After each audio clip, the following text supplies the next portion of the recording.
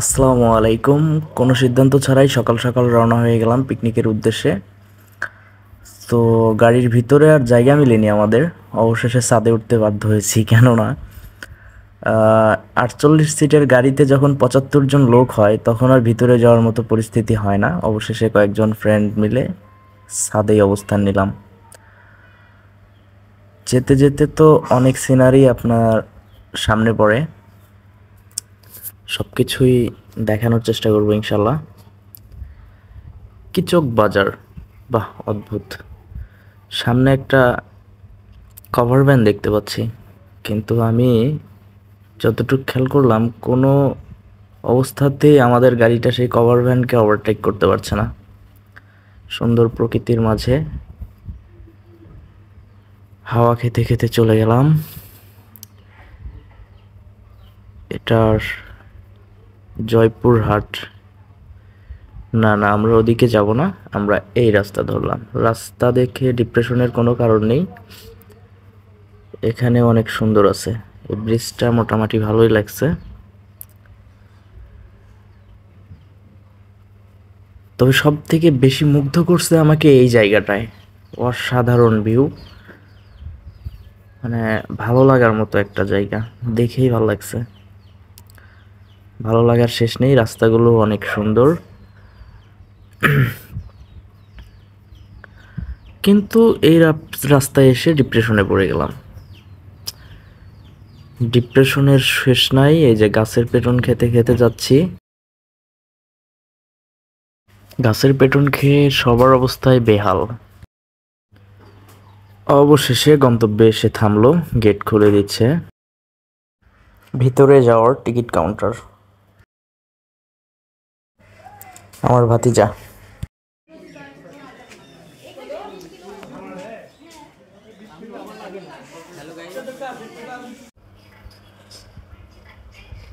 কি ভাবছেন পুলিশ ওদের ধরছে নাকি আমাদের ধরবে? না, এরকম কিছু না। ওরা বলতেছে যে সবাই একটা ছবি উঠি। গোল হয়ে দাঁড়ানো হলো, আমিও দাঁড়ালাম, একজন গেল ছবি তুলতে।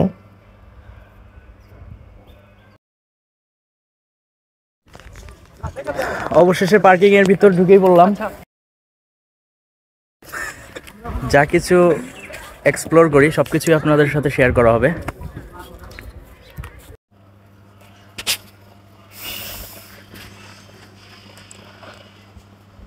দৃশ্য একদম খারাপও না, ভালোই।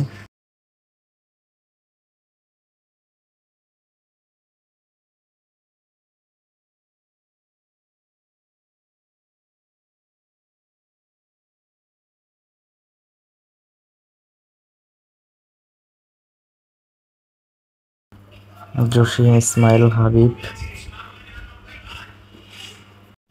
এত কথা বলতে বলতে আমরা কোথায় এসেছি এটা বলতেই ভুলে গেছি। হ্যাঁ, এই সেই ঐতিহাসিক জায়গা, নওগাঁর পাহাড়পুর বৌদ্ধবিহার। বৌদ্ধবিহারের পাহাড় কিছুটা দেখা যাচ্ছে এখান থেকে জুম করলে। ছোট ভাই ওখানে গিয়ে পোস্ট নিচ্ছে, ছবি উঠবে।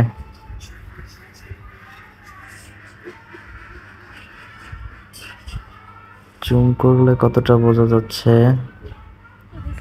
এখান থেকে বেশ দূরে, যার কারণে আর একটু কাছে গেলাম। এটা মূলত যাওয়ার পথ। এই যে আমরা আরো কাছে যাব, গিয়ে দেখব।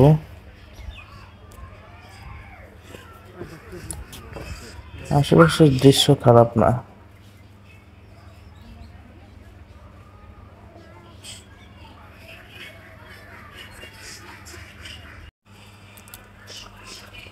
বিহারের ভিক্ষু কক্ষ।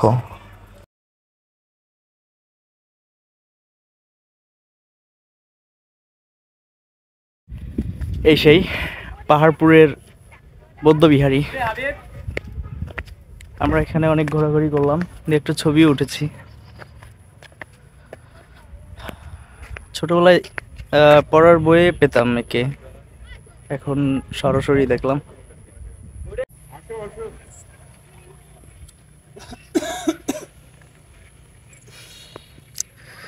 ভিডিওতে কেমন লাগছে জানি না, তবে এখান থেকে ভালোই উঁচু।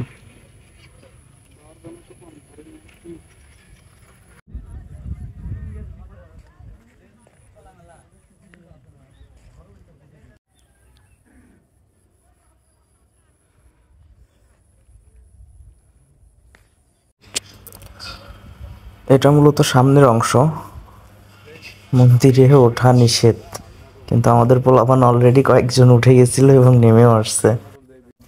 ঘোরাঘুরি মোটামুটি শেষ, এখন বের হয়ে যাচ্ছি।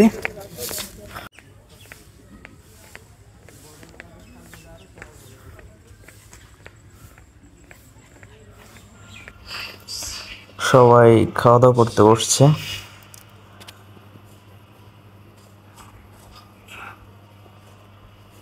আমরা মাত্রই বসলাম, পাশে হাবিব ভাতিজা।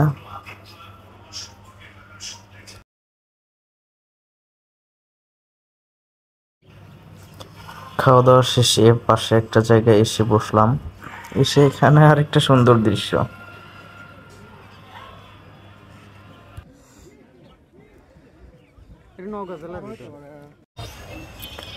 বাড়ি ফেরার পথে জয়পুরহাট শহরের ভিতর এত সুন্দর জ্যাম পাবো ভাবিনি।